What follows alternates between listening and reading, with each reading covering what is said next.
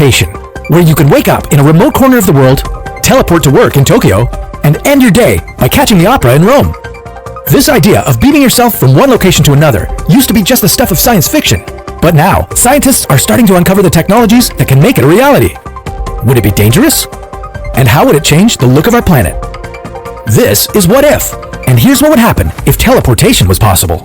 The most likely way that humans will start teleporting will be through something called quantum teleportation. Quantum teleportation involves scanning an object and transmitting its information to another location, where that information is used to reassemble the object from different molecules and atoms. But would this work for entire human bodies? The prospect of human teleportation could lead to a pretty different looking life for you and me. Our bridges and roads could become desolate wastelands. Dense cities might become a thing of the past, and space exploration might accelerate at a pace we're not ready for. But before we get too far ahead of ourselves, let's look at how this would actually work. It all starts with a little thing called quantum entanglement. Quantum entanglement involves linking particles together and keeping them connected even across vast distances.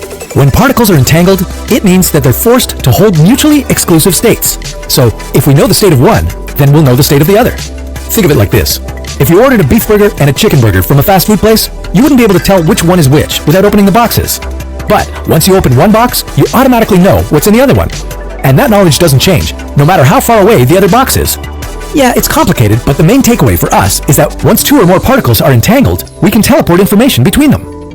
Researchers in China have already proven this to work by transferring properties of a particle to a satellite in space. But how does that translate to teleporting human beings? Well, every human body is made up of billions upon billions of atoms, and each atom is a set of data describing the atom, location, energy state, and so on.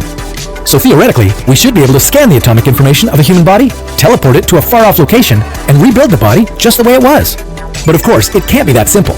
To find out the physical state of every atom that makes you, you'd have to disintegrate your entire body.